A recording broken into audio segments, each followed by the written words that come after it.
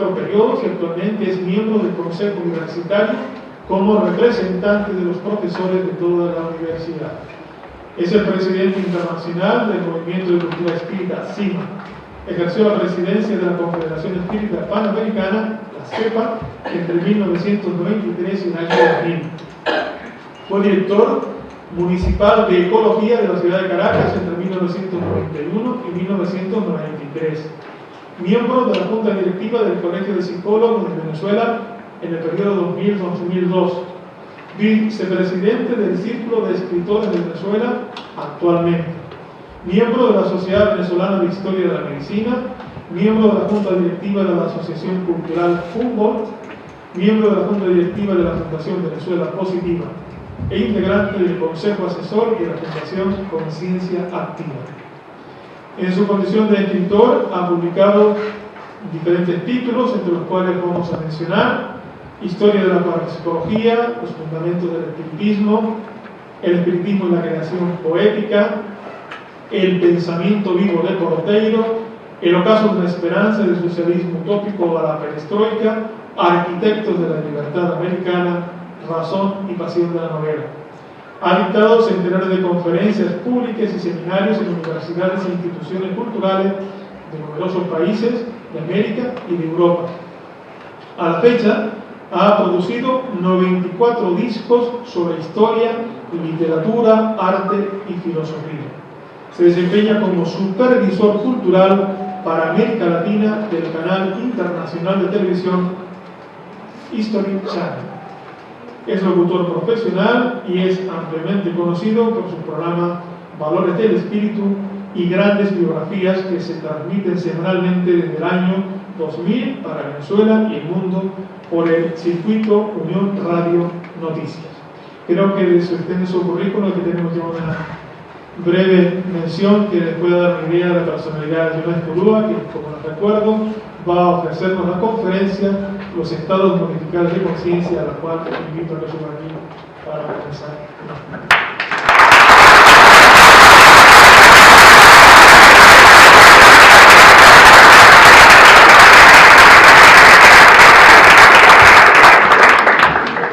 Muy feliz.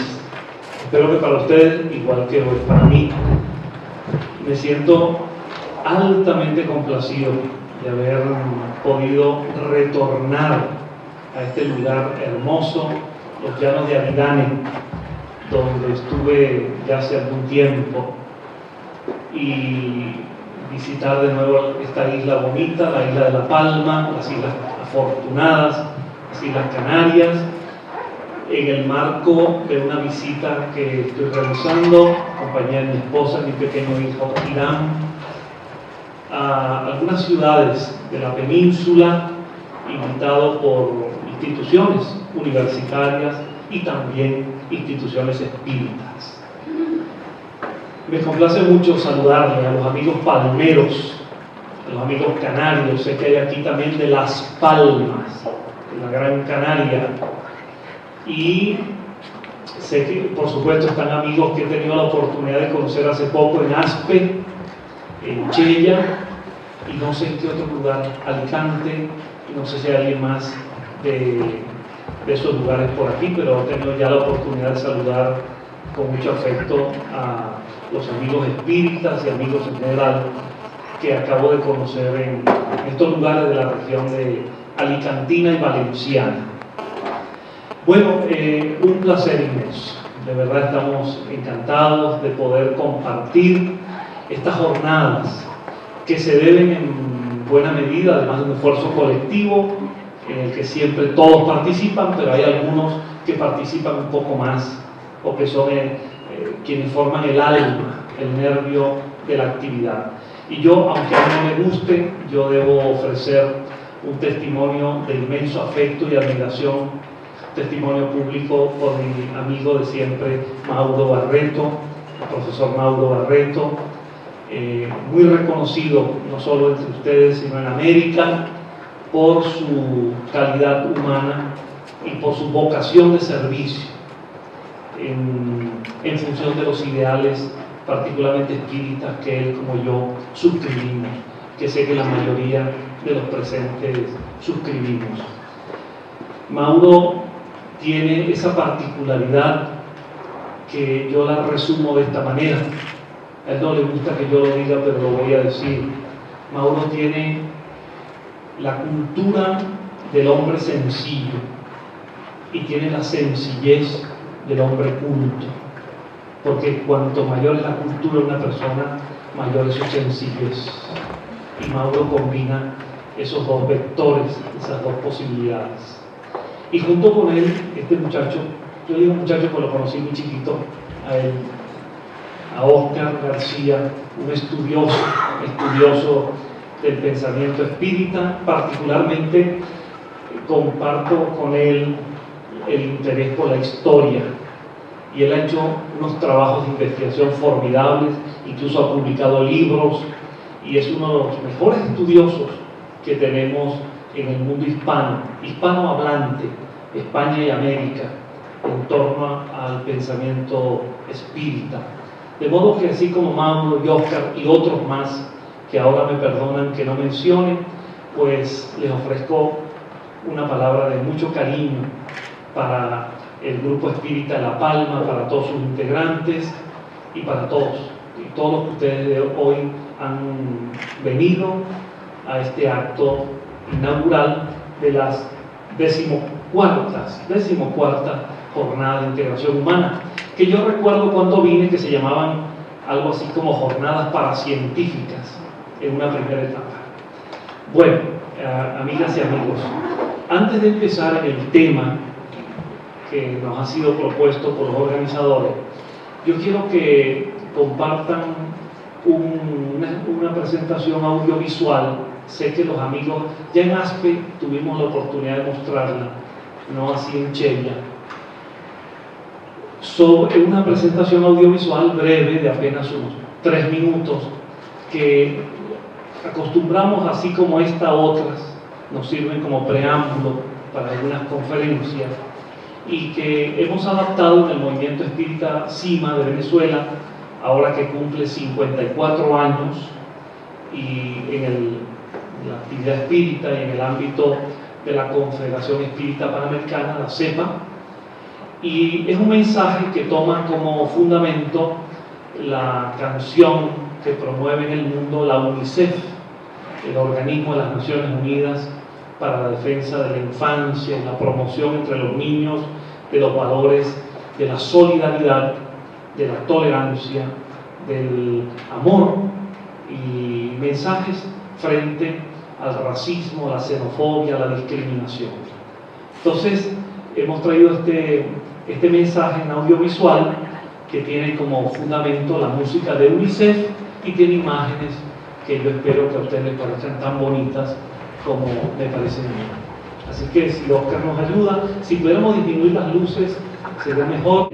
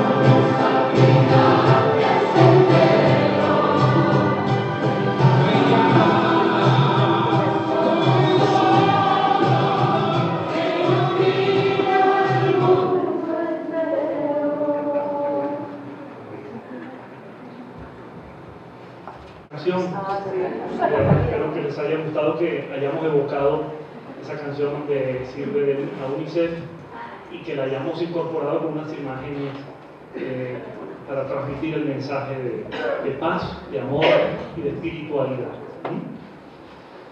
Bueno, nos disponemos a hablarles sobre la conciencia.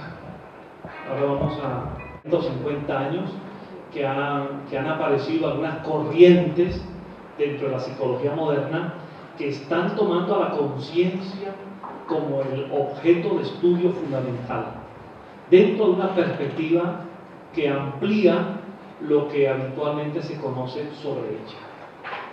Hablamos hoy en día de la psicología transpersonal, como una corriente relativamente nueva, surgió en los años 60, 70 del siglo XX, que abre las posibilidades para la comprensión integral del ser humano, más allá de lo que normalmente nos enseñaba la psicología tradicional. En el mundo de la psicología hay una evolución en los tiempos con respecto a lo que ella sirve y a lo que ella debe dedicarse como objeto de estudio.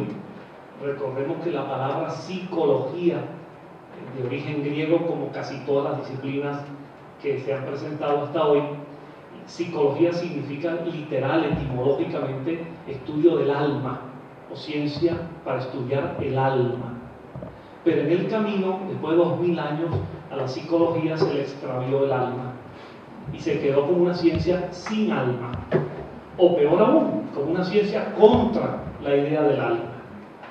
Y esto viene a producirse particularmente a finales del siglo XIX y ya en pleno siglo XX, cuando aparece una corriente que es la dominante hasta el día de hoy, que es la corriente conductual o conductista, que considera que la psicología lo que ha de estudiar es aquello que puede ser visible, medible, objetivo, tangible, que es la conducta humana.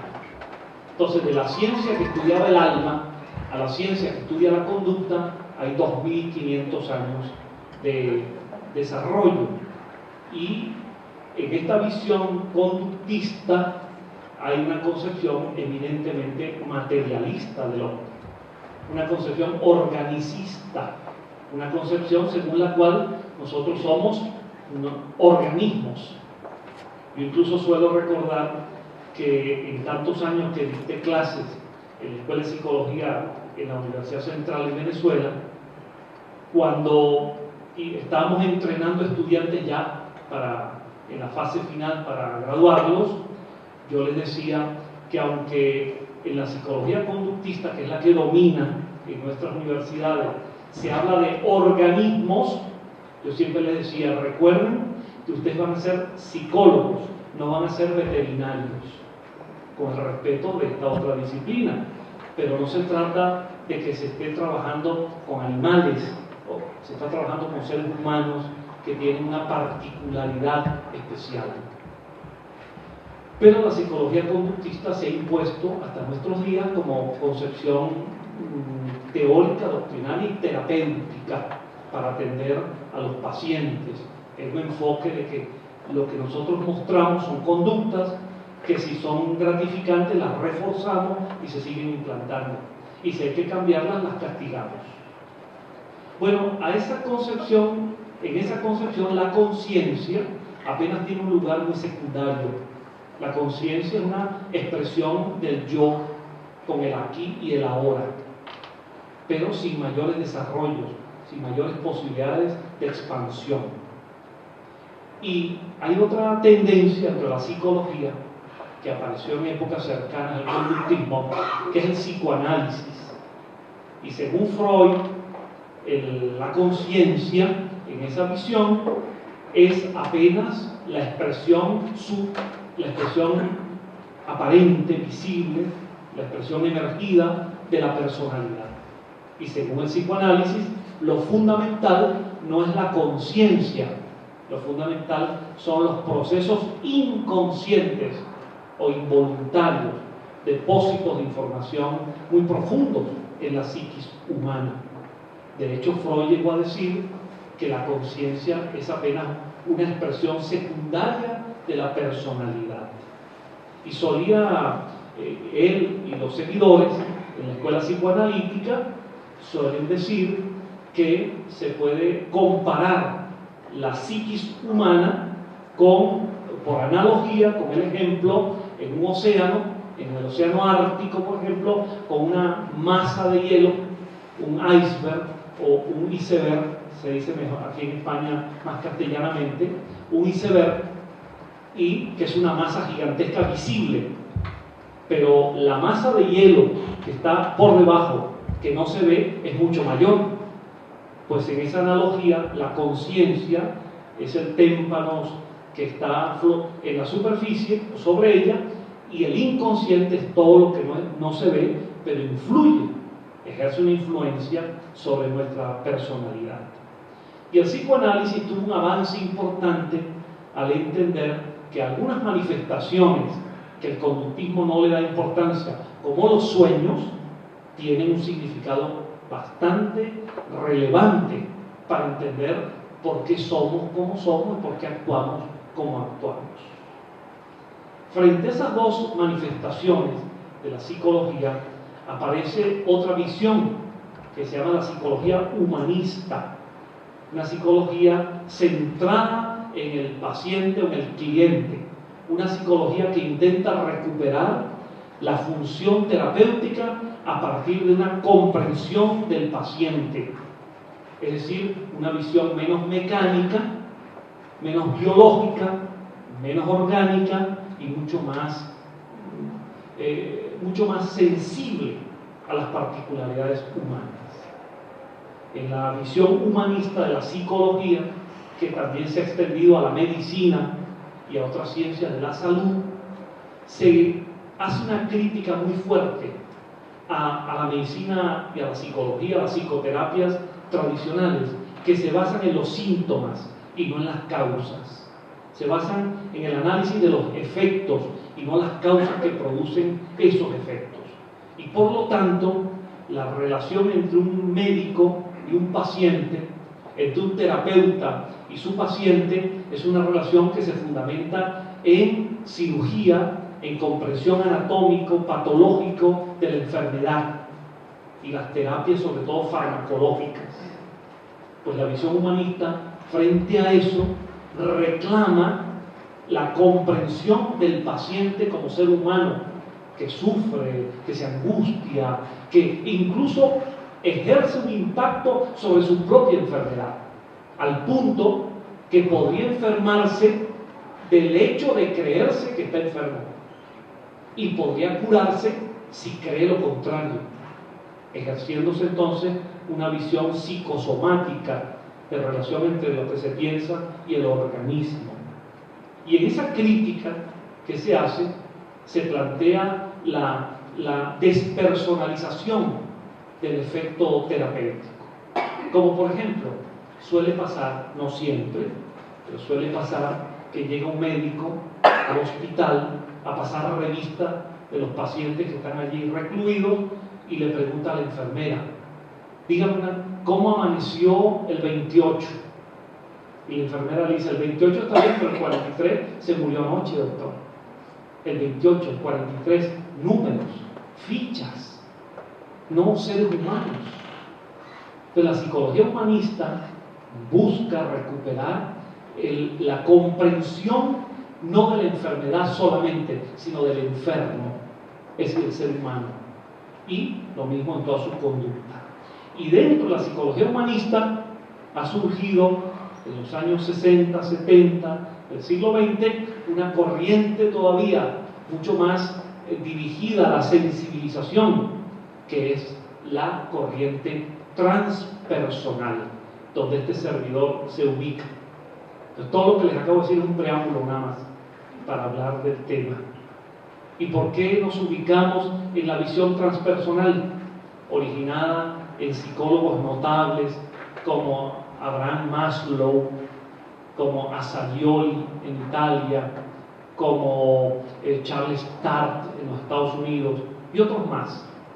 Porque es una visión que, sin dejar de reconocer los avances teóricos y tecnológicos de la psicología, de la medicina, de la psiquiatría, de la farmacología misma, sin dejar de reconocer la importancia que tienen, es capaz de abrirse a la comprensión en el ser humano de muchas otras alternativas y muchas otras posibilidades.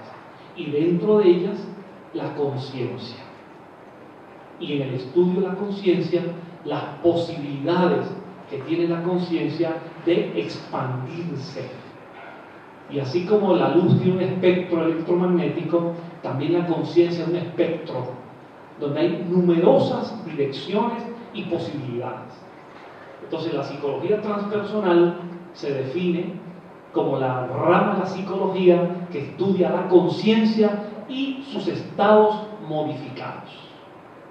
Y por eso, cuando nos piden que hablemos de la conciencia y los estados modificados, es necesario que la ubiquemos en el plano académico contemporáneo, donde ya en numerosas universidades del mundo se admite la psicología transpersonal como una alternativa, o como solemos llamarla, como la cuarta fuerza de la psicología, tomando como primera el conductismo, como segunda fuerza el psicoanálisis, como tercera fuerza la psicología humanista y como cuarta fuerza la psicología transpersonal. Y ya verán ustedes, veremos luego cómo hay un desarrollo de la psicología transpersonal como un puente hacia la recuperación del estudio de numerosas tradiciones antiguas y modernas, la incorporación a una psicología actual de información valiosa que proviene de una sabiduría ancestral del ser humano y de numerosas culturas. La psicología transpersonal como un puente entre la sabiduría de Oriente y la sabiduría de Occidente. Es decir, toda una corriente que con una perspectiva claramente espiritualista no deja de reconocer los aportes científicos y las terapias sólidas que han venido de otras orientaciones, sobre todo conductistas y psicoanalíticas. Pues hablemos entonces de la conciencia. En los 50 años que han aparecido algunas corrientes dentro de la psicología moderna que están tomando a la conciencia como el objeto de estudio fundamental, dentro de una perspectiva que amplía lo que habitualmente se conoce sobre ella. Hablamos hoy en día de la psicología transpersonal, como una corriente relativamente nueva, surgió en los años 60, 70 del siglo XX, que abre las posibilidades para la comprensión integral del ser humano, más allá de lo que normalmente nos enseñaba la psicología tradicional. En el mundo de la psicología hay una evolución en los tiempos con respecto a lo que ella sirve y a lo que ella debe dedicarse como objeto de estudio. Recordemos que la palabra psicología, de origen griego, como casi todas las disciplinas que se han presentado hasta hoy, psicología significa literal, etimológicamente, estudio del alma o ciencia para estudiar el alma. Pero en el camino, después de 2000 años, a la psicología se le extravió el alma y se quedó como una ciencia sin alma, o peor aún, como una ciencia contra la idea del alma. Y esto viene a producirse particularmente a finales del siglo XIX y ya en pleno siglo XX, cuando aparece una corriente que es la dominante hasta el día de hoy, que es la corriente conductual o conductista, que considera que la psicología lo que ha de estudiar es aquello que puede ser visible, medible, objetivo, tangible, que es la conducta humana. Entonces, de la ciencia que estudiaba el alma a la ciencia que estudia la conducta, hay 2500 años de desarrollo. Y en esta visión conductista hay una concepción eminentemente materialista del hombre, una concepción organicista, una concepción según la cual nosotros somos organismos. Yo incluso suelo recordar que en tantos años que dicté clases en la Escuela de Psicología en la Universidad Central de Venezuela, cuando estábamos entrenando estudiantes ya en la fase final para graduarlos, yo les decía que aunque en la psicología conductista, que es la que domina en nuestras universidades, se habla de organismos, yo siempre les decía, recuerden que ustedes van a ser psicólogos, no van a ser veterinarios, con el respeto de esta otra disciplina. Pero no se trata de que se esté trabajando con animales, o se está trabajando con seres humanos que tienen una particularidad especial. Pero la psicología conductista se ha impuesto hasta nuestros días como concepción teórica, doctrinal y terapéutica para atender a los pacientes. Es un enfoque de que lo que nosotros mostramos son conductas que si son gratificantes las reforzamos y se siguen implantando. Y si hay que cambiarlas, las castigamos. Bueno, en esa concepción la conciencia apenas tiene un lugar muy secundario. La conciencia es una expresión del yo con el aquí y el ahora, pero sin mayores desarrollos, sin mayores posibilidades de expansión. Y hay otra tendencia dentro de la psicología que apareció en épocas cercanas al conductismo, que es el psicoanálisis. Y según Freud, la conciencia, en esa visión, es apenas la expresión aparente, visible, la expresión emergida de la personalidad. Y según el psicoanálisis, lo fundamental no es la conciencia, lo fundamental son los procesos inconscientes o involuntarios depósitos de información muy profundos en la psiquis humana. De hecho, Freud llegó a decir que la conciencia es apenas una expresión secundaria de la personalidad.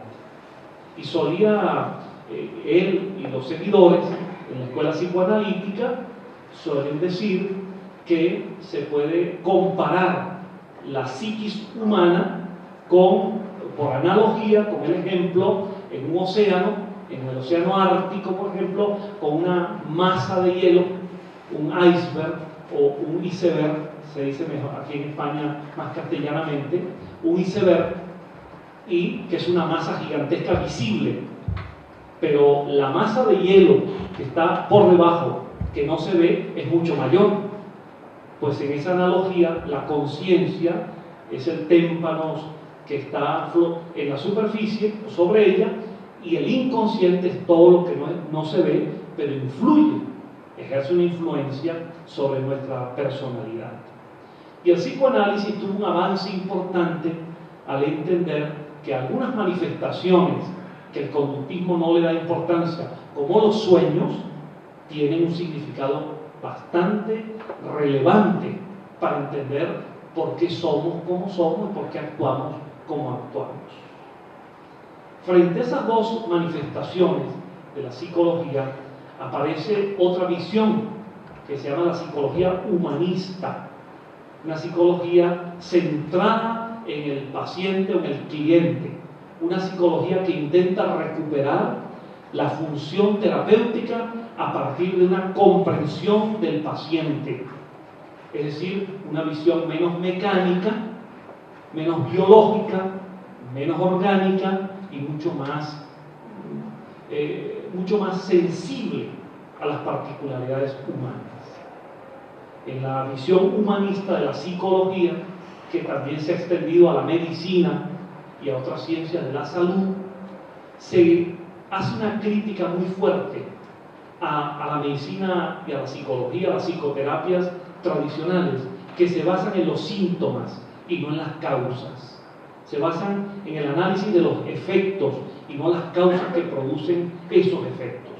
Y por lo tanto, la relación entre un médico y un paciente, entre un terapeuta y su paciente, es una relación que se fundamenta en cirugía, en comprensión anatómico, patológico de la enfermedad y las terapias, sobre todo farmacológicas.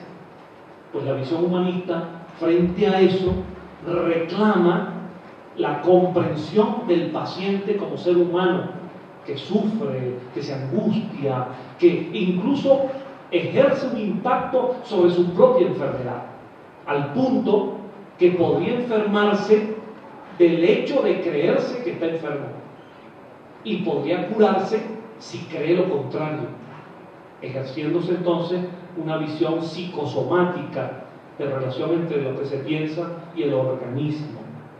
Y en esa crítica que se hace, se plantea la despersonalización del efecto terapéutico.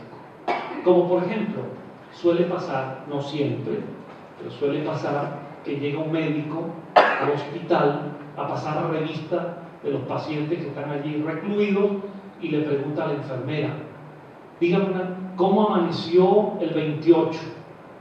Y la enfermera le dice: el 28 está bien, pero el 43 se murió anoche, doctor. El 28, el 43, números, fichas, no seres humanos.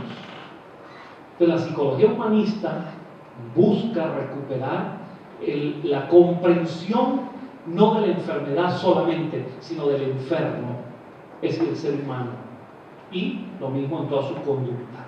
Y dentro de la psicología humanista ha surgido en los años 60, 70 del siglo XX una corriente todavía mucho más dirigida a la sensibilización, que es la corriente transpersonal, donde este servidor se ubica. Entonces, todo lo que les acabo de decir es un preámbulo nada más para hablar del tema.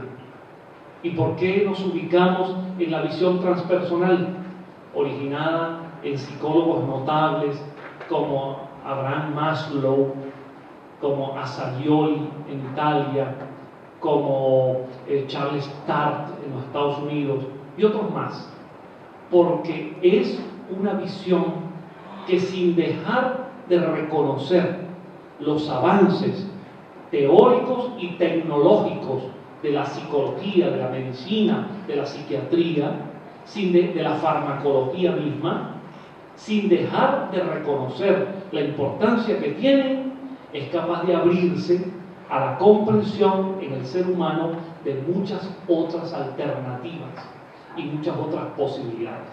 Y dentro de ellas, la conciencia. Y en el estudio de la conciencia, las posibilidades que tiene la conciencia de expandirse. Y así como la luz tiene un espectro electromagnético, también la conciencia es un espectro donde hay numerosas direcciones y posibilidades.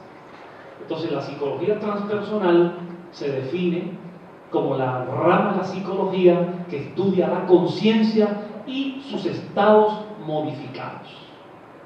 Y por eso, cuando nos piden que hablemos de la conciencia y los estados modificados, es necesario que la ubiquemos en el plano académico contemporáneo, donde ya en numerosas universidades del mundo se admite la psicología transpersonal como una alternativa, o como solemos llamarla, como la cuarta fuerza de la psicología, tomando como primera el conductismo, como segunda fuerza el psicoanálisis, como tercera fuerza la psicología humanista y como cuarta fuerza la psicología transpersonal. Y ya verán ustedes, veremos luego cómo hay un desarrollo de la psicología transpersonal como un puente hacia la recuperación del estudio de numerosas tradiciones antiguas y modernas, la incorporación a una psicología actual de información valiosa que proviene de una sabiduría ancestral del ser humano y de numerosas culturas. La psicología transpersonal como un puente entre la sabiduría de Oriente y la sabiduría de Occidente. Es decir, toda una corriente que, con una perspectiva claramente espiritualista, no deja de reconocer los aportes científicos y las terapias sólidas que han venido de otras orientaciones, sobre todo conductistas y psicoanalíticas. Pues hablemos entonces de la conciencia. Si podemos partir de una primera definición, la conciencia en primer lugar es el yo. Si a nosotros ahora nos preguntan, a cualquiera de nosotros, ¿cómo te llamas?, daremos nuestro nombre. ¿Dónde vives?, diremos nuestro nombre. ¿Qué edad tienes?, procuraremos olvidarlo, pero lo diremos de todas maneras. ¿Qué haces en la vida?, y lo diremos. Eso flota en el mundo de la conciencia. Es una ubicación en el aquí y en el ahora. ¿Qué somos?, quiénes somos y cómo nos relacionamos con los demás. La conciencia está vinculada neurológicamente, cerebralmente, con un estado de vigilia, con un estado de encontrarnos alertas y despiertos, como yo espero que todos estén en este momento de paso, que todos estén, salvo el señor que se acaba de ir, espero que todos los demás estén alertas, atentos y en vigilia. Pues la conciencia tiene ese estado inicial, que es el estado de la vida activada para poder ir adelante en la vida. Entonces, eso es lo que llamamos la línea basal, la base de la conducta humana, el estado consciente. Ahora, ese es un estado que apenas es una parte, una porción de los múltiples estados que puede adoptar la conciencia. Y por eso ya desde hace años se viene hablando de los estados modificados de la conciencia. En algunos libros, si ustedes han leído algunos de ellos, encontrarán que se habla de estados alterados de la conciencia. Ya verán por qué ese es un término impropio, porque solamente se adapta a algunos de los estados modificados. Es mucho más exacto que nos expresemos en términos de estados modificados de la conciencia, que pueden ser alterados o no. dependiendo de las causas que los inducen y dependiendo de los resultados. Podemos mirar una serie de estados modificados de conciencia. Vamos a comenzar por aquel que espontáneamente la naturaleza, la vida misma, nos induce todos los días, que son los sueños. Los sueños son estados modificados de la conciencia, porque cuando dormimos y soñamos, que son dos cosas separables, dormimos y soñamos, nuestra conciencia se modifica. Percibimos el mundo de otra manera. Las imágenes no siempre corresponden con lo que conscientemente el yo está estudiando o está viviendo. Las personas que conocemos en la vida, que se relacionan con nosotros, a veces en sueños las miramos distorsionadas o cambiadas, con formas distintas, diciéndonos cosas diferentes.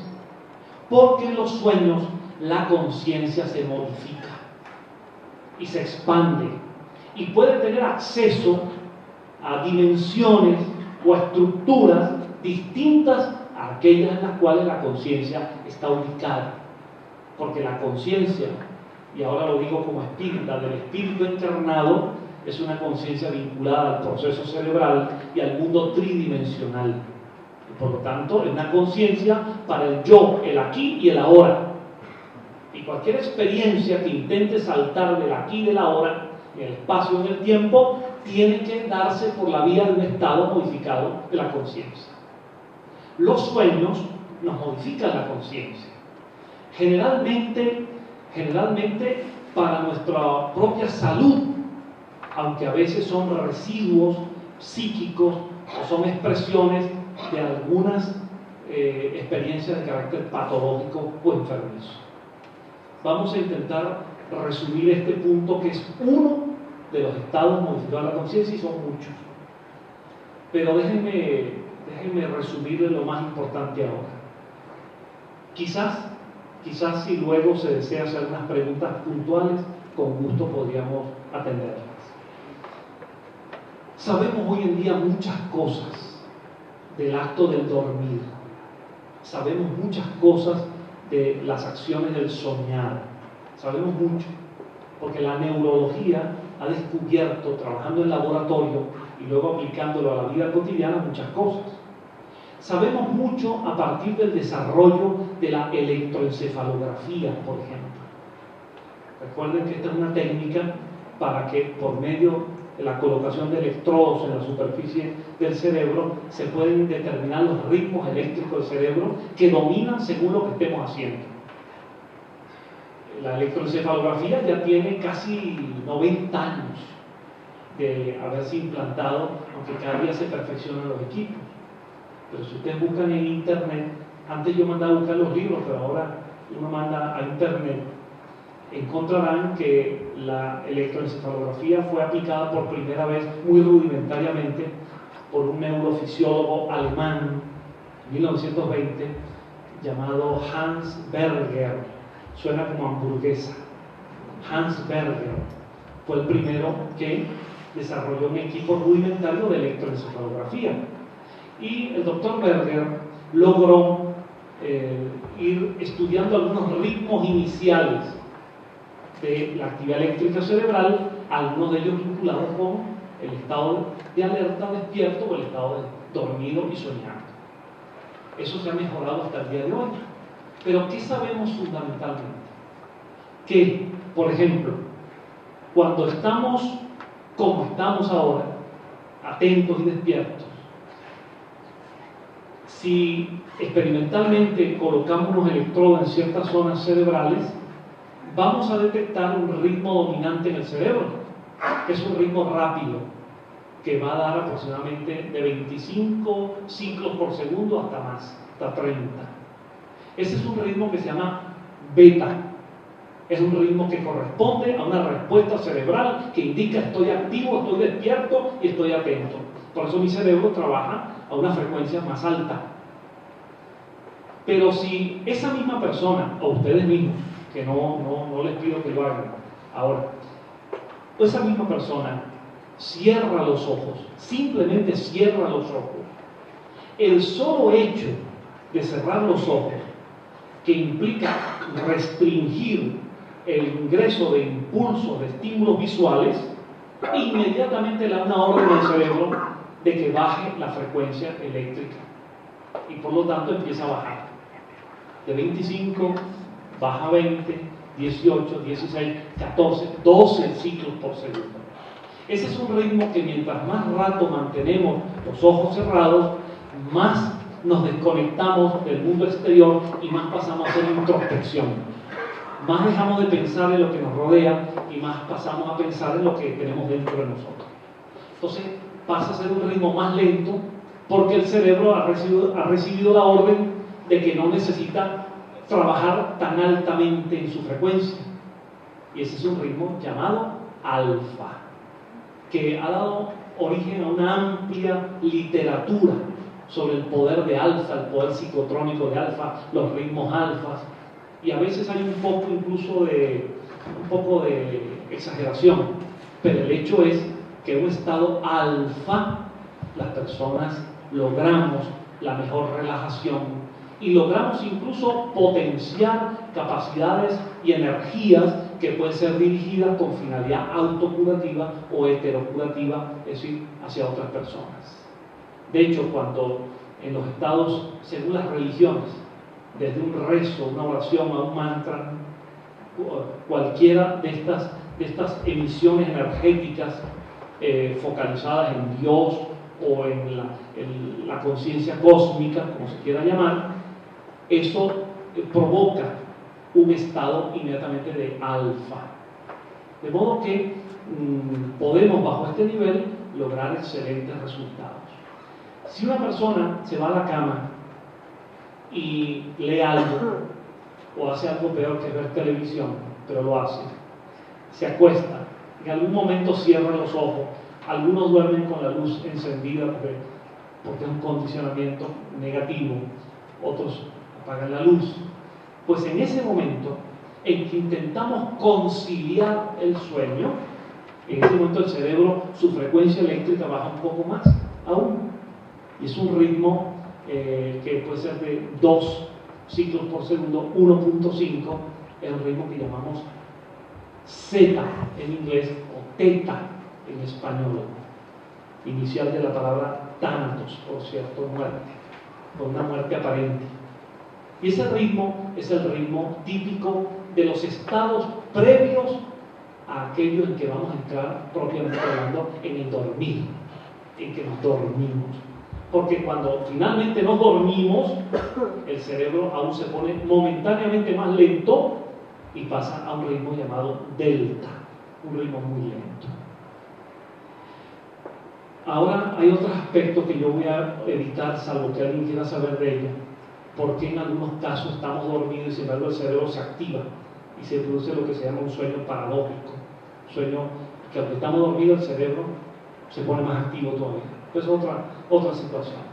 Lo que quiero decirles que es más importante para la comprensión de los sueños como estados modificados de la conciencia es que gracias a una cantidad de investigaciones se ha podido determinar perfectamente cuándo estamos durmiendo sin soñar y cuándo estamos durmiendo y soñando, que no es lo mismo. En una jornada habitual, pongamos de 7 horas, que es promedio humano, en 7 horas en que estamos durmiendo, aproximadamente, porque eso varía en cada persona, 6 horas y media dormimos y no soñamos. Hora y media dormimos y soñamos.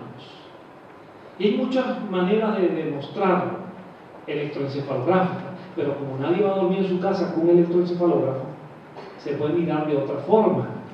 Y nuestra pareja, que duerme con nosotros, o nuestro padre, nuestra madre, que está vigilando a los niños, puede darse cuenta de que está pasando algo curioso en el niño o en la persona dormida.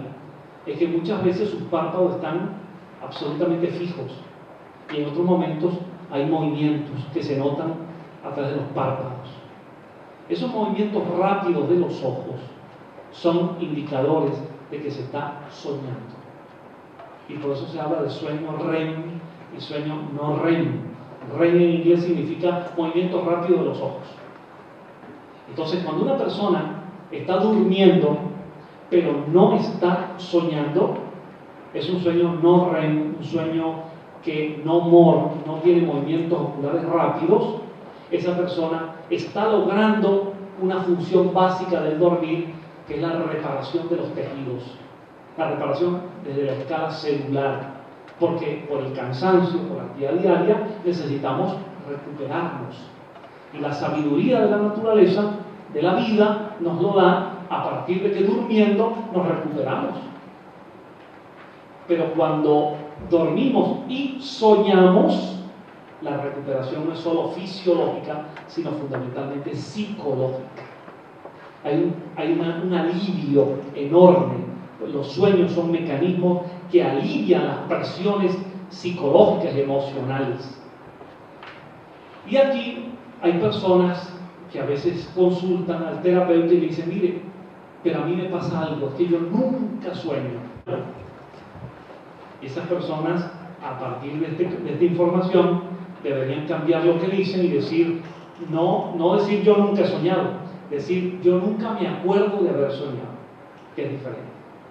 Porque en laboratorio, a una persona de estas que ha informado esto y que quiere hacer la prueba en laboratorio, si se habitúa a dormir en un laboratorio y está esa persona que dice que no sueña y llega en una cama con los electrodos, en el momento en que los electrodos y los movimientos de los ojos demuestran que está soñando, en ese momento es despertada abruptamente. Y la persona dice: doctor, qué maravilla, por primera vez en mi vida estoy soñando. No, por primera vez en tu vida te han despertado en el momento que estabas soñando. Y como la información no ha sido bloqueada todavía, no ha desaparecido, está tan inmediata que la recuerda. Porque todos soñamos. Una persona que no sueñe no podría sobrevivir. Esas experiencias hoy en día ya no son desechadas como sugestiones o imaginaciones durante el sueño.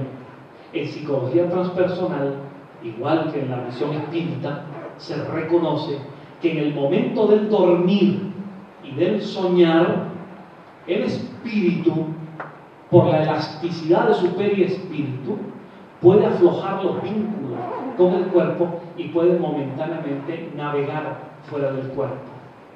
Puede realizar un viaje astral, una proyección extracorporal.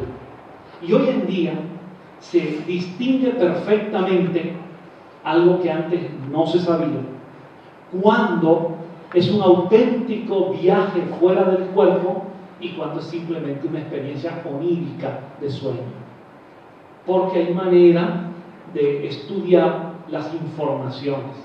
Yo le diría una nada más ahora que es fundamental, que le pueda dar respuesta a alguien que lo esté pensando en este momento. En el sueño, que no es desdoblamiento, las imágenes son expresadas en símbolos, en un lenguaje de símbolos. Y por eso, a veces nuestra madre aparece, es nuestra madre, pero no es. O por eso las figuras aparecen deformadas, o extrañas, o no encajan en la lógica formal, pues son simbólicas. Esas deformaciones no se dan en el desdoblamiento. En el desdoblamiento, en el viaje astral, en el viaje fuera del cuerpo, si vemos a nuestra madre desencarnada o fallecida, es nuestra madre, diciéndonos las cosas que ella nos decía, regañándonos y riñéndonos como lo solía hacer siempre como toda buena madre, diciéndonos lo que tenía que decirnos. De manera que la distorsión en las imágenes es un punto clave para diferenciar cuando nuestra conciencia está simplemente modificada, expresando residuos y se expresa simbólicamente, o nuestra conciencia se proyecta fuera del cuerpo, nuestra conciencia espiritual, y es capaz de entrar en contacto con personalidades o seres desencarnados. Entonces, el estudio de los sueños, del que yo les he hecho en forma resumida una sinopsis de un extracto, de una condensación, esto que yo les he dicho es sumamente importante para comprender un estado modificado de conciencia inducido por la propia naturaleza nuestra como seres encarnados para nuestra propia salud física y nuestra propia salud emocional.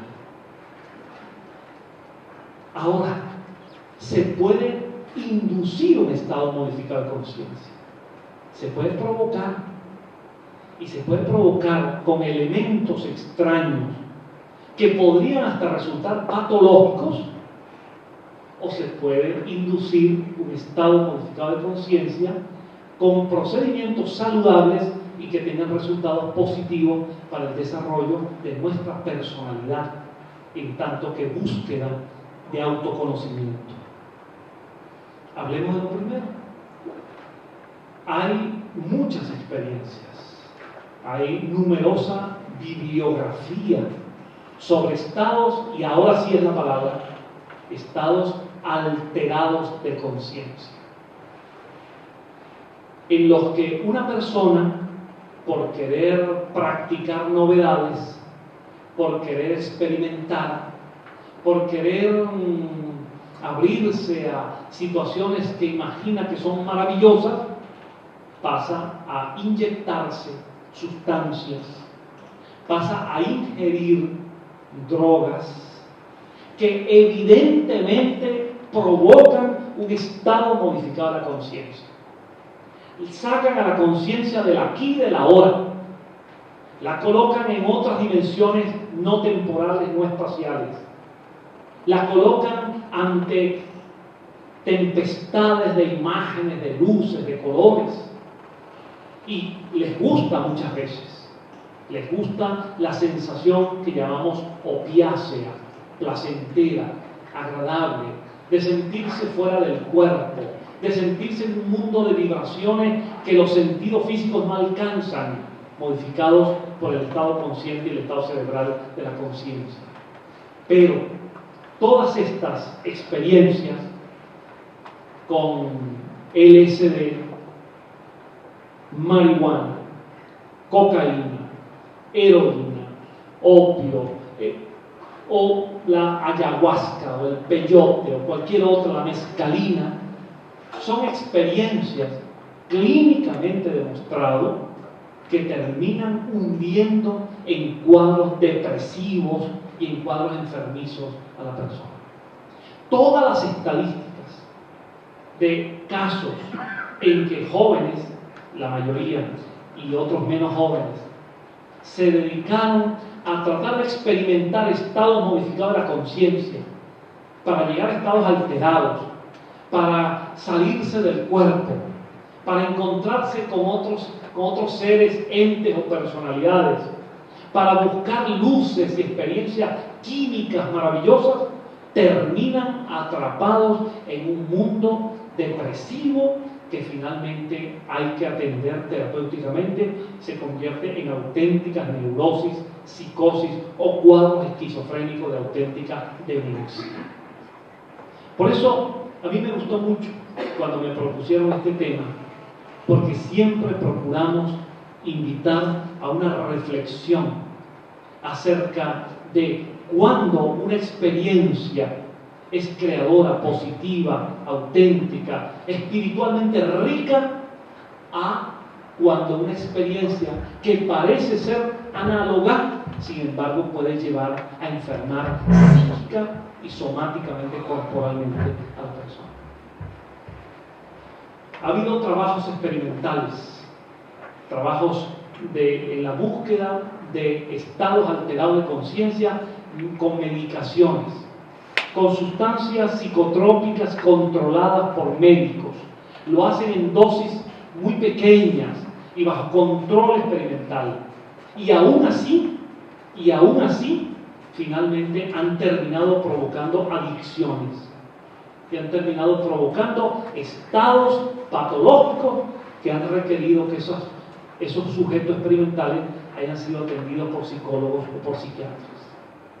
De modo que es nuestro deber, en relación con los niños, con los jóvenes, sobre todo en esa etapa de la adolescencia, en que las hormonas se alborotan, se alteran, se buscan todo tipo de experiencias de forma indiscriminada. Una de esas experiencias tiene que ver con la búsqueda de estados modificados o alterados de conciencia, y nosotros estamos con la responsabilidad clínica y moral de decir: ese no es un camino, no es un camino saludable y no es un camino conveniente. Y le decimos a las personas que pueden conseguir resultados maravillosos con inducciones de estados modificados de conciencia, en los que pueden lograr experiencia de autoconocimiento, de autodesarrollo personal y espiritual, sin ningún riesgo ni para su salud física ni para su salud mental. Porque de hecho, todas esas experiencias con sustancias estupefacientes, psicotrópicas, alucinógenas, están claramente vinculadas, hay una correlación directa con cuadros de patologías mentales, desde las neurosis obsesivas, compulsivas, hasta cuadros más severos de psicosis maníaco-depresivas, o hasta los estados finalmente ya de distorsión completa en cuadros de esquizofrenia. Entonces, hay una relación entre estos estados alterados de conciencia y las patologías mentales, porque de hecho, en los manuales que utilizamos, como el DSM, que es el manual que utilizamos clínicamente, ahora en su versión sexta, con respecto a la clasificación de los trastornos mentales, está diagnosticado entre los síntomas de estos trastornos mentales los estados alterados de conciencia provocados por la inyección o ingestión de sustancias psicotrópicas. De modo que hay que tener amplio cuidado con ello. Es una responsabilidad de las instituciones espíritas, esotéricas, espiritualistas, tener cuidado con pasar la línea de lo que pueden ser resultados magníficos como experiencias transpersonales, como experiencias espirituales, y pasar la línea hacia experiencias claramente patológicas. Hablemos entonces del lado de la cara bonita de los estados modificados de la conciencia. Podemos lograr comprender lo que somos, entes espirituales encarnados ahora, en un proceso evolutivo a través de muchas vidas, donde hemos venido muchas veces antes, en cuerpos diferentes, escenas diferentes, épocas distintas, nacionalidades diversas, géneros sexuales diferentes, y volveremos a estar en nuevas experiencias después de la muerte y después del regreso, y podemos tener comprensión, autoconocimiento de ello más allá de lo que los libros nos dicen. Porque los libros nos ayudan mucho, y de paso somos partidarios del libro como instrumento de la cultura. Pero el conocimiento intelectual no basta. Al conocimiento intelectual se le debe agregar el conocimiento vivencial. Porque podemos por la vía de los libros aprender muchas cosas, y de hecho es el camino indicado. Pero si a esa teoría la podemos complementar con una vivencia, con una experiencia personal, sin duda que los resultados en cuanto a convicción serán mayores. Es como, por ejemplo, pongamos este caso. Vamos a poner un ejemplo de esta naturaleza. Pongamos una persona acá, o en la isla de La Palma, un palmero de esos que nunca quiso viajar fuera de la isla de La Palma, y está aquí. Pero es una persona que le encanta leer, que le encanta el estudio, que le encantan los libros, y sobre todo le encanta la geografía. Desde niño leyó a Julio Verne y se encantó con aquellas novelas. Le encanta la geografía. Entonces, en una oportunidad ha pasado mucho tiempo estudiando un mapa, un plano, mejor dicho, un plano de la ciudad de París. Y ha estudiado la ciudad de París. Y se conoce los nombres de todas las calles de París. y sabe que aquí está la avenida de los Campos Elíseos, que al final está el Arco del Triunfo, que por allí está la Torre Eiffel, que por allí está el Palacio de Versalles. Se conoce todo eso. Mira por dónde pasa el río Sena, e incluso sabe que se cena en el río Sena, y los paseos para los turistas, sabe todo eso, pero nunca ha estado en París. Y se le podía preguntar, ¿dónde queda la Rue Comte? Cerca de la Rue Copernic, pasando por el Palacio, por el Arco del Triunfo, pero él nunca ha estado allí. Él está seguro que está allí, pero nunca ha estado allí. Ese palmero nunca ha estado allí. Y un parisino que nunca se ha detenido a mirar un mapa de su ciudad, pero vive allí, ha pasado cientos de veces por allí, quizás no pueda describirlo tan bien como el palmero, pero él vive en París. Él no necesita que le prueben que por allí pasa el río Sena, o que le indiquen por dónde está el Arco del Triunfo o la Torre Eiffel. Él sabe que eso está allí. Esa es la diferencia entre aquel que solo tiene una información porque la ha leído y aquel que tiene la información porque la ha experimentado. Y eso, en el espiritismo en particular, tiene una enorme importancia, porque hay personas que han leído las obras de Allan Kardec, el fundador, el gran codificador del espiritismo, que han leído obras sobre la mediunidad, mas nunca han estado en una reunión mediúnica. Y tienen una convicción racional en la mediunidad. Tienen una convicción sólida en la mediunidad, pero nunca han tenido la oportunidad de observar un medium, de dialogar con un espíritu, de mirar un medium escribiendo, y poseen una convicción porque les ha parecido lógico lo que han leído o lo que han escuchado a alguien, pero no tienen la vivencia personal. Hoy en día insistimos en materia de educación espírita en el acto de la vivencia, previo el estudio. Es decir, primero el estudio, las bases, y luego la vivencia. Y no al revés, como algunos que van primero a sesiones mediúnicas y no tienen idea de qué es aquello. Y quizás algún día lean algo, o quizás no lean nunca. No, la metodología propuesta por Kardec es primero estudio. Ahí está el libro Los Espíritus, una explicación lógico, racional, filosófica de Dios, del mundo, del universo, la creación, los espíritus, todo. El libro Los Medium, como una guía para la praxis mediúnica, para la práctica de la mediunidad. Y luego la experiencia. Hoy en día estamos insistiendo mucho en que los espíritas se formen en temas como estos y en experiencias de esta naturaleza, para que les sean complementarias y les sirvan de autoconocimiento en materia de lo espiritual. Y es aquí que estamos en las experiencias y la teoría de los estados ampliados, expandidos y modificados de la conciencia. Porque quien vive esta experiencia se da cuenta que es algo más que un organismo, que bajo su piel hay mucho más, que es un ser inteligente que ya tenía una información previa al propio proceso de fecundación del óvulo. Se da cuenta que puede trascender el proceso de la muerte. Se da cuenta, en definitiva, que más allá de la vida sigue habiendo vida, y que más allá de la vida hay múltiples vidas. Es decir, se conoce y se reconoce como un espíritu en evolución.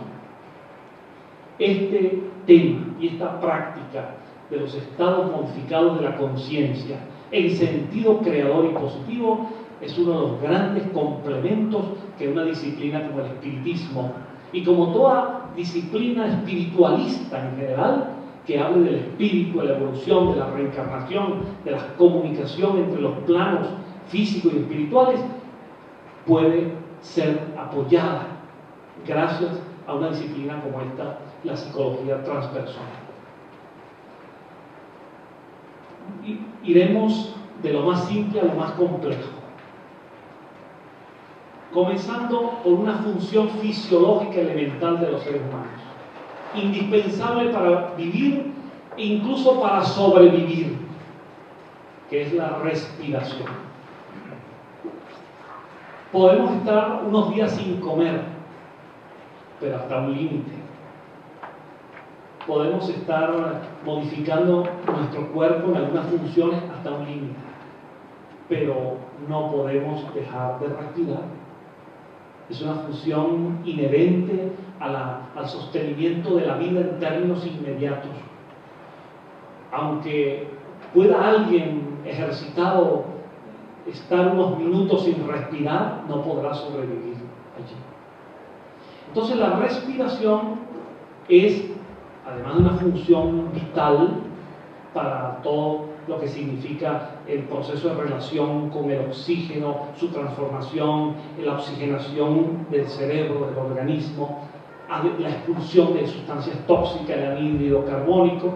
Además de ello, la respiración es un proceso altamente conectado con la psiquis y con el mundo emocional.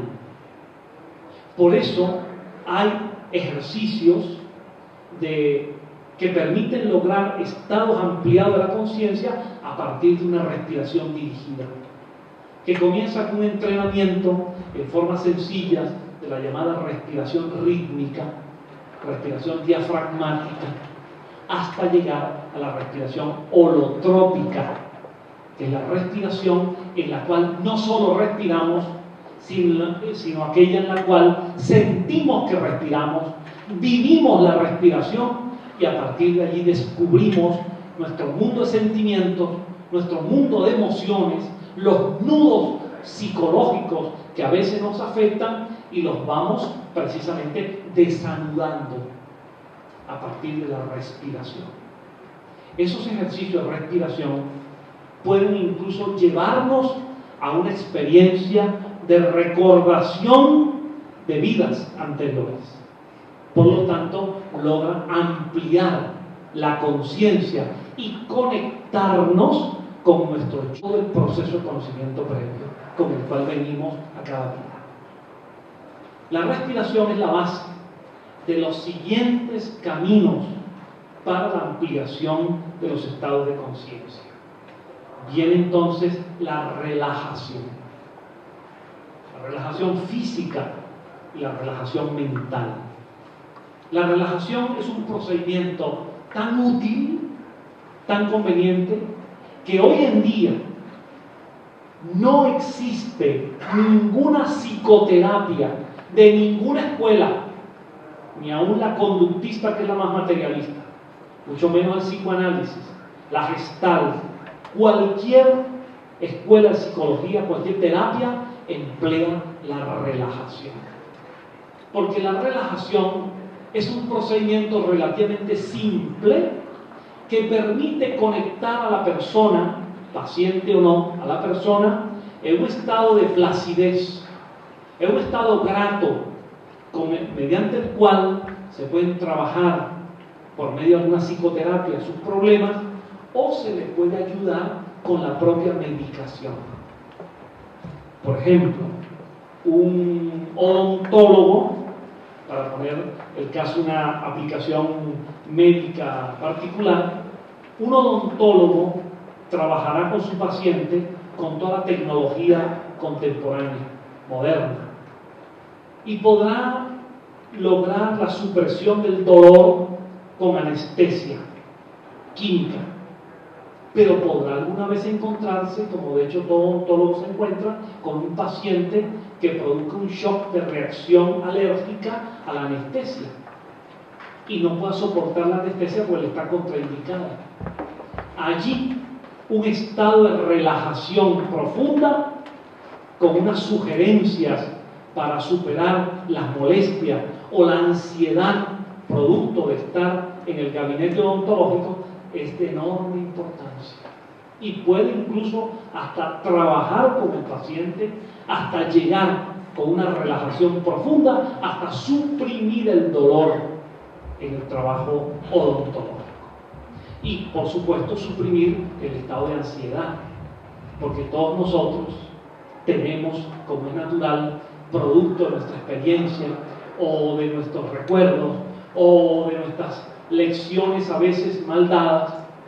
A veces nuestra propia madre, cuando nos portábamos mal de chiquillos, nos decía: o te portas bien o te llevo al odontólogo.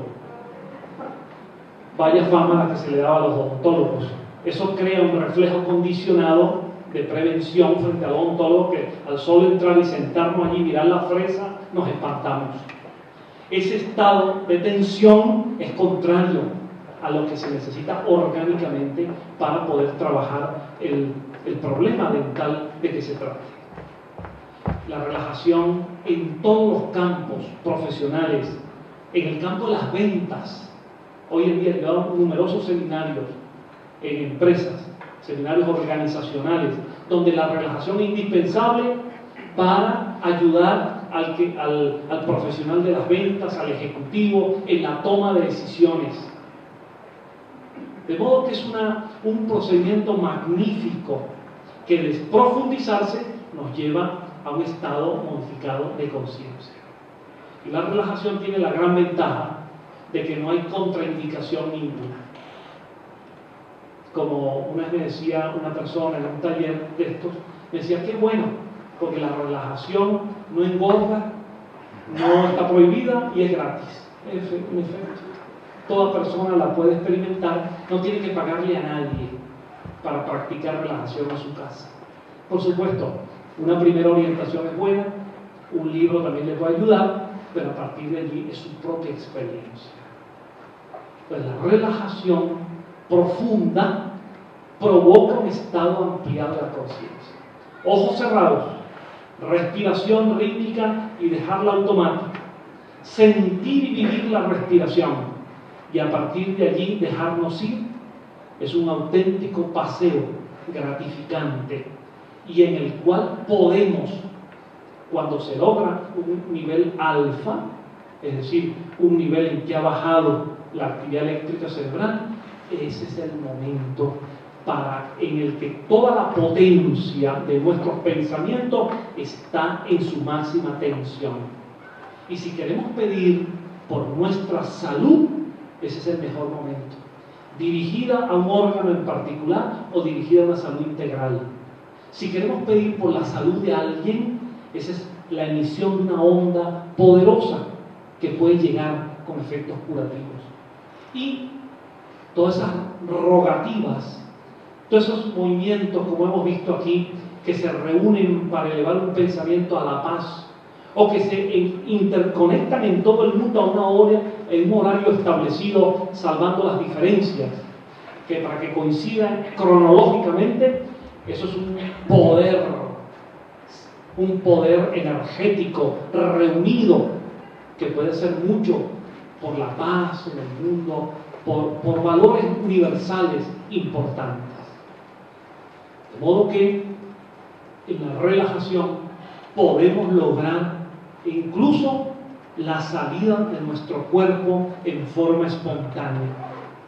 O para quien se adiestra mejor y tiene una guía, alguien que lo orienta, puede lograr su proyección fuera del cuerpo a partir de una relajación profunda.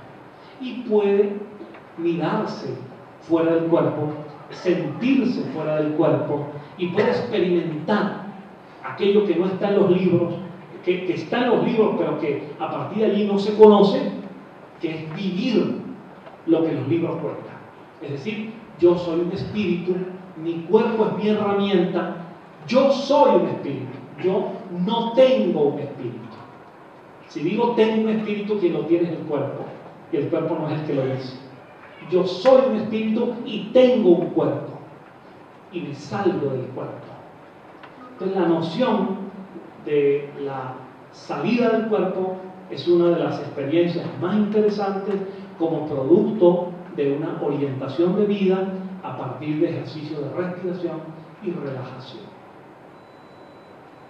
Las experiencias que llamamos en parapsicología de OBE, experiencias fuera del cuerpo en inglés, han demostrado de manera muy evidente que se puede constatar que la información que una persona da en un estado modificado de conciencia, en que sale del cuerpo, no es una información difusa, no es una información incoherente, sino que es una información concreta y objetiva, al punto que se hacen experimentos controlados de doble ciego, triple ciego, quíntuple ciego, es decir, personas que no saben de qué se trata, y las conectan para que observen algo que está en un cuarto cerrado, y desde habitaciones diferentes cada uno se desdoble, se proyecta desde ese cuarto, luego escriban lo que vieron, y se coteja, se contrasta la información que dan 5 personas en estado de desdoblamiento, sin conocerse entre sí, que no se han conocido ni se van a conocer jamás, y se les busca la información que cada uno ha dado de algo que ha sido colocado en un cuarto, incluso que ha sido movido aleatoriamente en una máquina para que ni siquiera la persona que lo puso allí pudiera saberlo. Por eso es un experimento que se llama doble ciego, triple ciego, porque nadie sabe de qué se trata. Y la información de lo que ven personas en estado de desdoblamiento es absolutamente homogénea, coherente, lógica y que corresponde a la realidad, demostrando que no es una sugestión, que no es que alguien se imaginó ver una nube rara, o alguien se imaginó que había un incendio, alguien se imaginó un objeto, sino que ven elementos concretos fuera de su cuerpo. Entonces el estado modificado de la conciencia que permite estar momentáneamente fuera de nuestro cuerpo, cuando está bien dirigido, es una experiencia saludable que no altera para nada nuestros patrones mentales, que no provoca ningún tipo de consecuencias. Ahora, como todo en la vida, no puede ser practicado de manera desmedida, de modo tal que desatendamos nuestra vida en general y nos convirtamos en una especie de fanáticos de ese tipo de prácticas, sino que con moderación esto se puede practicar y es sumamente útil. La hipnosis es un procedimiento clínico y terapéutico supremamente útil para la inducción a estados modificados de la conciencia. Cuando en hipnosis clínica, porque de eso hablamos, no hablamos de la hipnosis del circo, o sea, un psicólogo, un psiquiatra, un terapeuta jamás se prestaría a realizar experiencias de hipnosis como en un teatro, donde a un público se le hipnotiza, se le hace pensar que la hora es diferente a la que es, o se toman personas susceptibles del público, se les trae aquí, entonces se les dice que es una gallina y comienza a cacarear. Bueno, el hipnotizador, que es el que sabe hipnotizar, porque ha leído unos libros de manual para hipnotizar en 12 lecciones, ese hipnotizador podrá inducir la hipnosis, pero como no es un clínico, no tiene idea de lo que eso puede implicar en las emociones y la psicología de ese candidato, de ese voluntario o involuntario. Y se han demostrado en hipnología clínica casos de personas que fueron a terapia porque su autoestima bajó, porque se sintieron mal cuando comenzó entre los amigos o en el lugar donde estaba, comenzó la burla frente a ellos, como consecuencia de esas experiencias de ridiculización de una persona. O incluso un caso mucho más grave que hace años vino en una revista de psicología clínica norteamericana, de un hipnotizador, buen hipnotizador, pero nada clínico, que en una sesión de hipnosis pública colectiva tomó a una persona, la indujo profundamente y la sugestionó con la idea de que va a conducir en un automóvil. Y allí va la persona haciendo los cambios imaginarios, porque frente a ella está la ideoplastia del automóvil, está plasmada la idea en el sujeto inducido. Y conduciendo el automóvil le decía: acelera, vas a 100 por hora, hay unas curvas, y de repente, para provocar mayor asombro y admiración del público, le dice: y de repente un árbol que no viste, chocaste contra él y ahí te mataste. Y entonces viene la dramatización de esa persona en una escena de dolor, de muerte. Claro, a los segundos o a los minutos viene, no, ya no, voy a contar hasta 3, cuando cuente 3 ya no estás en el automóvil, estás aquí, bien. Pues en este caso sucedió que meses después, esta persona, conduciendo en su vida cotidiana un automóvil, se vio en un lugar similar, por analogía, su cerebro codificó aquello como la misma escena y se fue contra el árbol.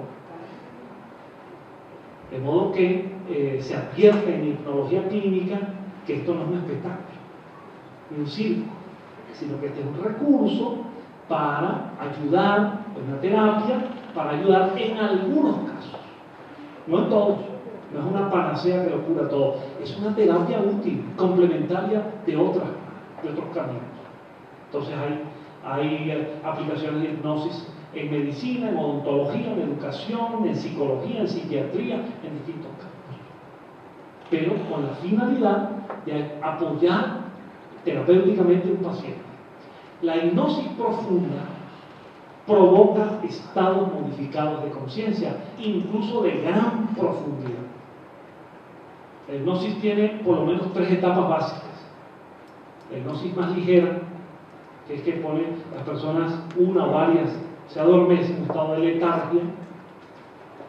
Una hipnosis más profunda, una hipnosis de catalepsia, donde los tejidos, los órganos se ponen rígidos o flexibles.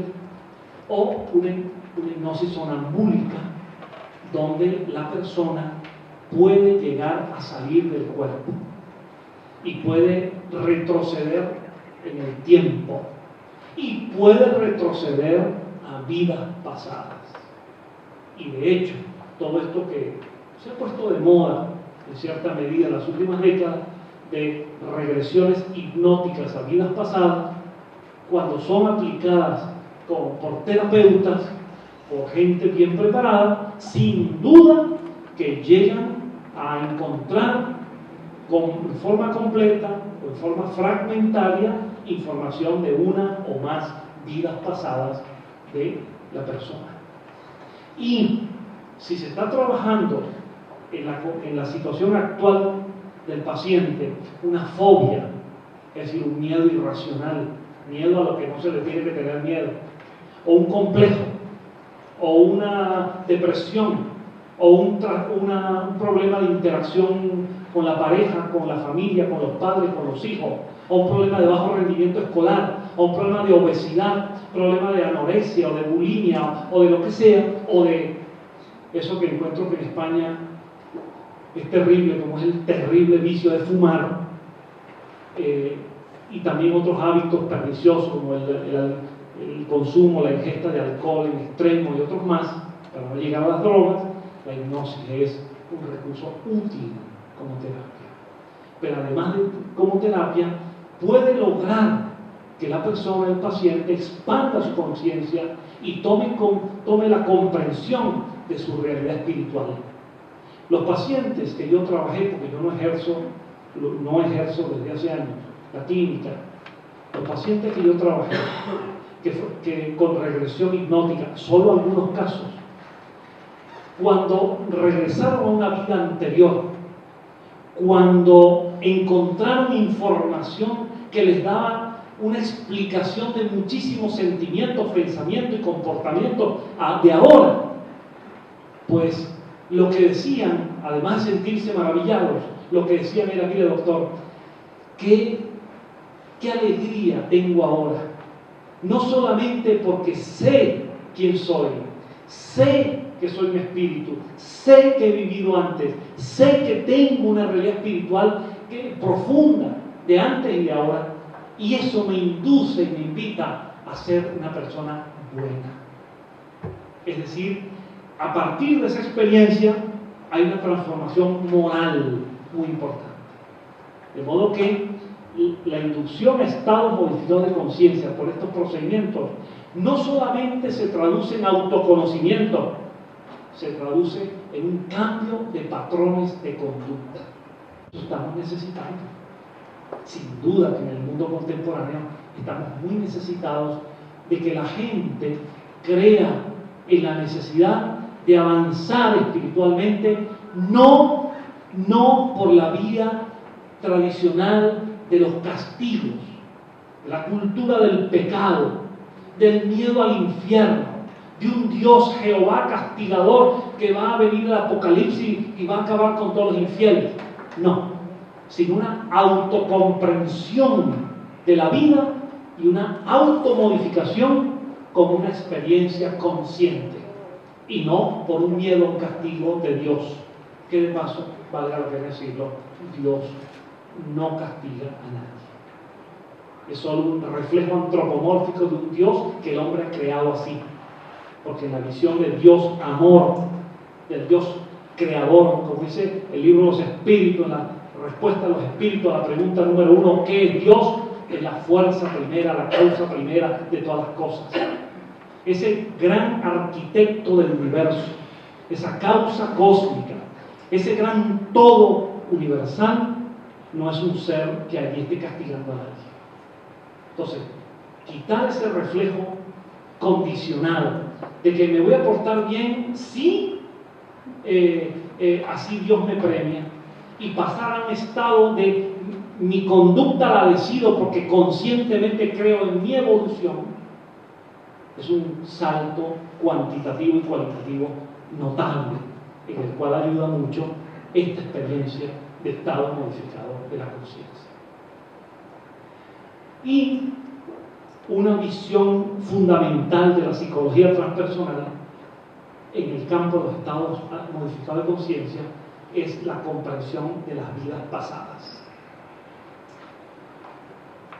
Esta comprensión nos da una experiencia que no nos la da la lectura de un libro.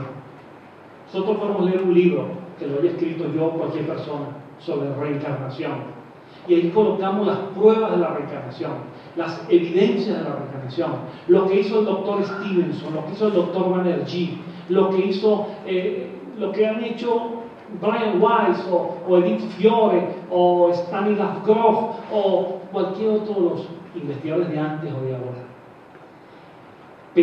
Y da una información valiosa, pero nada puede sustituir a la experiencia personal de sentirse con una recordación de una vida pasada. Y podemos lograrlo, hasta relativamente simple, con experiencias en los que vamos hacia un estado ampliado de nuestra conciencia y nos conectamos con esa información, con ese banco de datos de nuestras vidas pasadas. Esto además tiene la ventaja de podernos explicar y dar respuesta a una pregunta que mucha gente hace. Mucha gente pregunta, bueno, si yo he reencarnado, ¿por qué no me acuerdo de haber vivido antes? ¿Por qué no me acuerdo de mis vidas pasadas? Es una pregunta clásica. Y en esta visión tiene una explicación demasiado obvia. No podemos acordarnos de nuestras vidas pasadas en el estado de la conciencia en que el cerebro solo da aquella información que tiene. El cerebro de esta vida tiene información registrada de esta vida, desde el estado intrauterino hasta ahora. Solo saltando la memoria cerebral, solo accediendo por expansión de la conciencia al banco de datos espiritual, es que podemos obtener una información. ¿Dónde está? Pidamos la información a quien la tiene. Si se la pedimos al cerebro consciente, no la tiene. Y a veces lo más que podemos hacer son sugerencias o sugestiones o creencias. Pero cuando entramos en un estado de trance, de modificación de conciencia, y logramos acceder al banco de datos de la memoria espiritual, allí salta la información automáticamente. Y por ello, cuando con hipnosis regresiva u otra técnica de reversing, de renacimiento, de respiración holotrópica o meditación profunda, accedemos a esa información, es porque estamos saltando la conciencia cerebral, el estado del yo, y estamos saltando a una memoria profunda dentro de una expansión de la conciencia. Se trata, por lo tanto, de método, se trata de procedimiento, se trata de buscar la información en quien la tiene. Y por ello podemos en estas experiencias lograr el recuerdo de vidas pasadas. Y de allí la importancia de que las escuelas reencarnacionistas, espiritistas, teosóficas, rosacrucianas, metafísicas, gnósticas, de cualquier otra condición u orientación, la conveniencia que estas escuelas conozcan estas informaciones en función de darle sustento y darle base a su teoría sobre la reencarnación.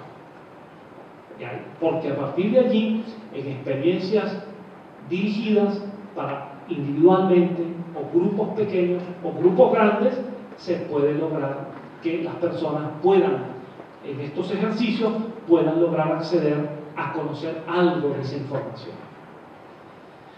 Claro, aquí viene una pregunta también algo complicada, porque hay gente formada en determinados criterios que nos dice, pero me lo han preguntado, John, si se logra recordar esa vida pasada, ¿no estaremos violentando una ley de Dios? ¿La ley del olvido? ¿No estaremos intercediendo en un proceso natural? Y yo les digo que eso depende. La ley del olvido en materia de vidas anteriores es una ley de la sabiduría de Dios y de la sabiduría de la vida, porque solo olvidando es que podemos realmente superar ese pasado. Si toda la información concreta de vidas pasadas la tuviéramos ahora en forma consciente, explotaríamos, estallaríamos en dolor, en sufrimiento, en tragedia, porque hay experiencias agradables, claro que las hay, pero las que generalmente se suelen aflorar son las experiencias dramáticas. Entonces, traer esas experiencias o tenerlas con nosotros es producir un choque emocional. Hay un bolero por allí, no sé si aquí en España se cantó mucho, pero en América sí, que decía que recordar es vivir. Si lo recuerdas, lo revives. Si esa información de vidas pasadas, nuestra memoria cerebral no la bloqueara, explotaríamos, nos psicotizaríamos. El olvido, el bloqueo de la información es una sabiduría. Y como decía Amalia Domingo y Soler, bendito olvido, porque la misericordia de Dios se expresa a través de él. En efecto, olvidando en una vida los recuerdos concretos de vidas anteriores, podemos seguir adelante. Porque muchas veces encarnamos con seres que han tenido vínculos en el pasado. Y a veces vínculos amables, pero a veces vínculos ingratos. Si tuviéramos el recuerdo concreto, chocaríamos de tal manera que no avanzaríamos.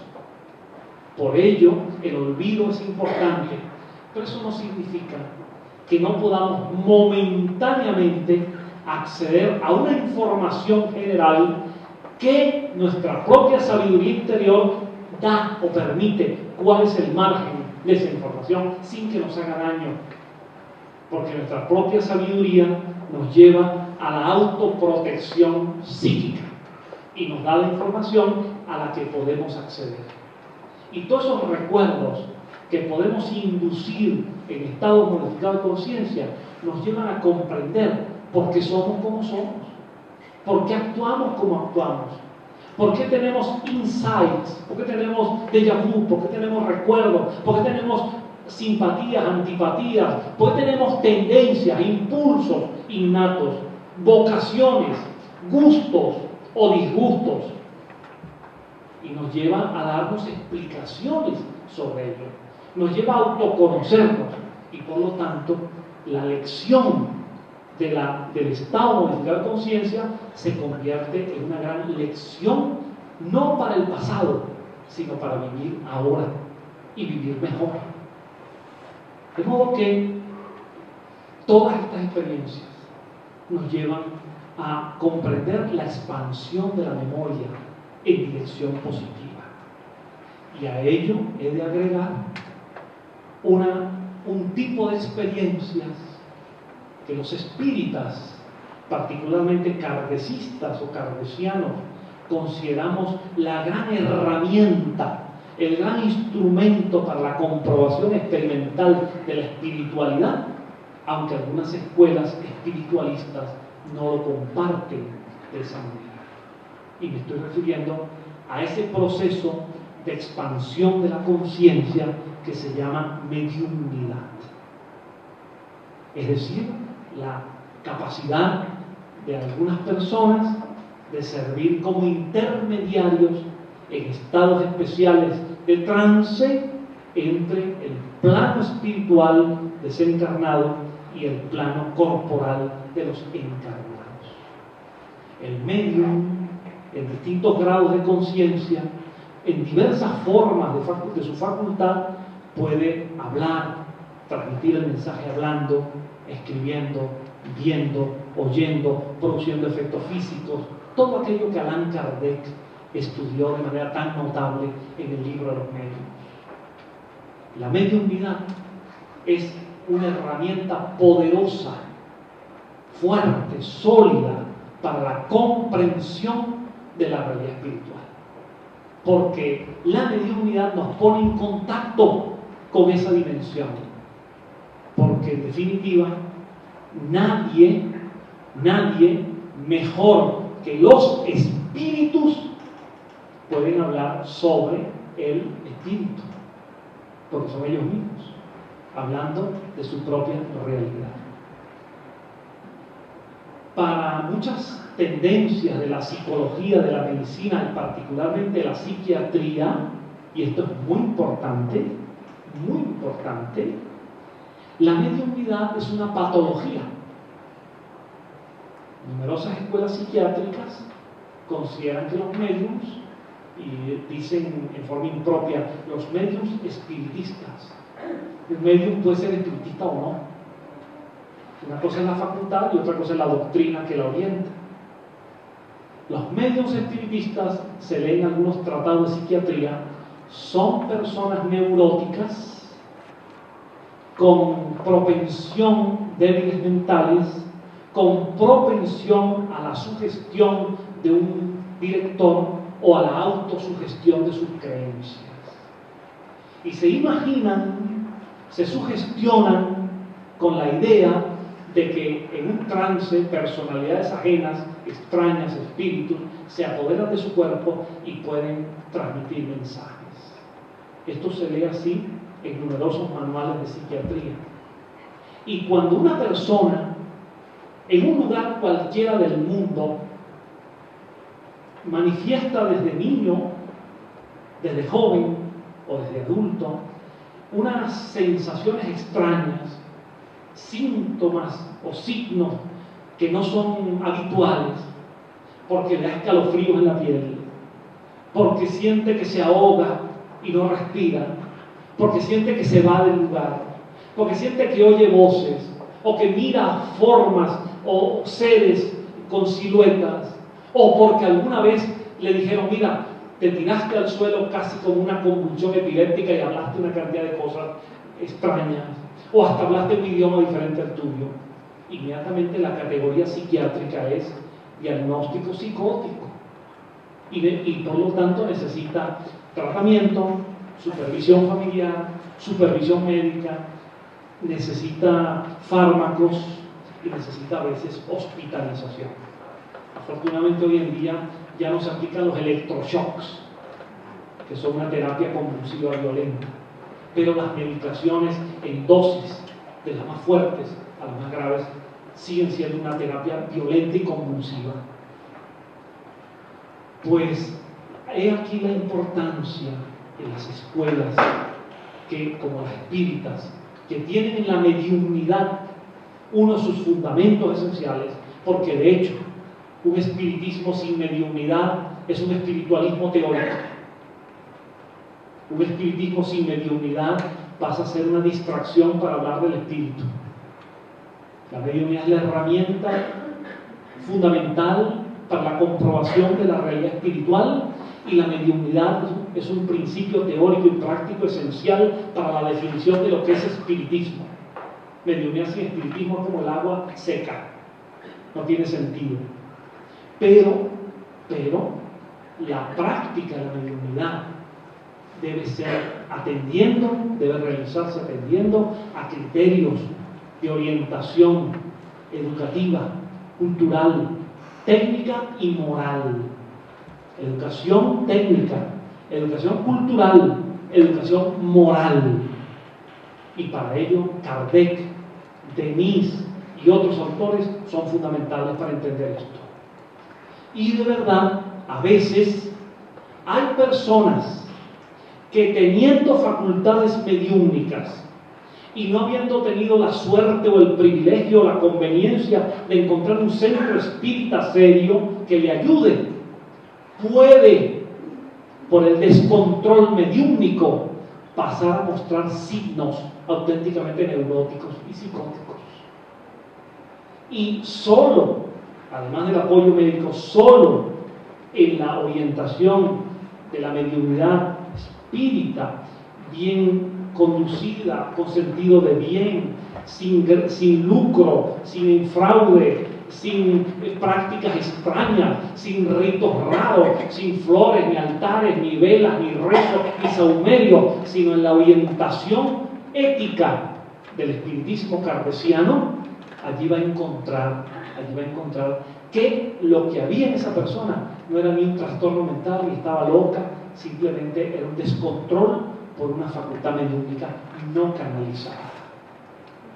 Pues la comprensión de la mediunidad es fundamental, y en esta visión transpersonal se reconoce algo muy importante, como lo dicen todos los psicólogos contemporáneos transpersonales, que la mediunidad es un estado modificado y ampliado de la conciencia y no una patología.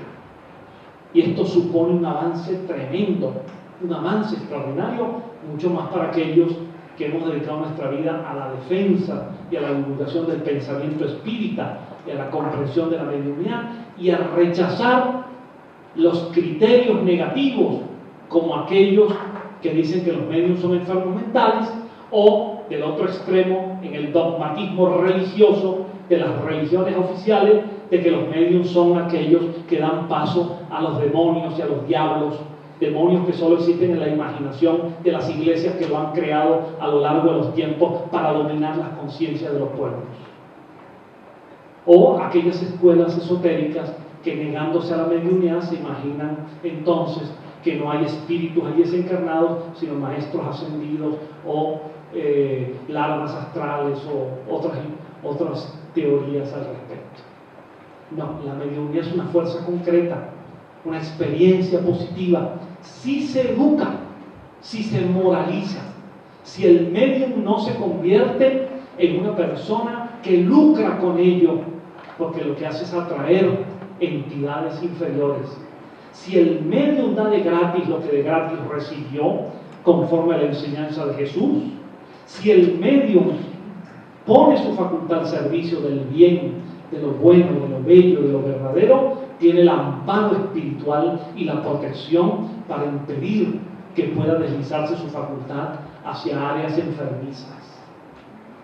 Por ello, esta mediunidad, en la visión de la psicología transpersonal, es uno más de los estados ampliados de la conciencia y uno más de los instrumentos que permiten al ser humano autoconocerse. Esto apenas es la introducción al tema. Ahora es que voy con el tema. No se asusten, porque entramos todos en un estado de conciencia ampliado que significa sueño. No, todo esto simplemente es unas pinceladas, unas referencias para invitarles a un estudio más profundo del tema, para que se animen a la lectura de las obras buenas, para que se animen a la conversación con quienes saben de esto, para que quienes lo deseen se acerquen a los centros espíritas serios, porque hay unos que dicen ser espíritas sin serlo, otros espíritas serios, honestos, donde las personas que están allí no hay gurúes sabios ni mesías salvadores del mundo, sino simplemente personas, unas con más conocimiento que otras, con más experiencia que otras, pero seres humanos, donde lo que mide la esencia de lo que allí se hace es primero la demostración de un apego a la cultura, a los valores de la racionalidad, a que no hay allí charlatanería ni supersticiones, ni creencias absurdas. Y en segundo lugar, a que no hay prácticas extrañas. En un centro espírita no hay sincretismos, flores, velas, altares. No, eso no corresponde. Eso corresponde a otros contextos. En un centro espírita no hay lucro. Ninguna persona que se llame espírita vive del espiritismo. Puede vivir para el espiritismo, y ni aún así es bueno. La gente tiene que vivir para la vida. Y el espiritismo es una actividad, pero no convertirse en un fanático, no convertirse en alguien que deja la realidad de su familia, la realidad cotidiana, la realidad de su trabajo para dejarse ser un nuevo Mesías. No. Es un ser humano, con sus defectos, con sus virtudes, pero una persona que a la luz de esta orientación está allí aprendiendo y enseñando siempre. Y la gratuidad es fundamental. De modo que si tienen esa posibilidad de acercarse a este conocimiento, de comenzar por el comienzo, es decir, por las obras magistrales de Allan Kardec, que es una brújula que nos guía a un puerto seguro. Y a partir de Kardec en adelante, con muchos otros autores, investigadores, estudiosos de escuelas, yo les puedo decir que están en un camino de aprendizaje importante y que les puede llevar a un autoconocimiento y sobre todo a la comprensión del espiritual para ser mejores seres humanos en relación solidaria con los demás. Yo me he sentido inmensamente a gusto transmitiéndoles esto. Espero que ustedes estén a gusto escuchándolo. Y como dice el amigo Winston Churchill, una buena conferencia puede ser que agote el tema, pero que nunca agote al auditorio. Espero eso. Muchas gracias a todos.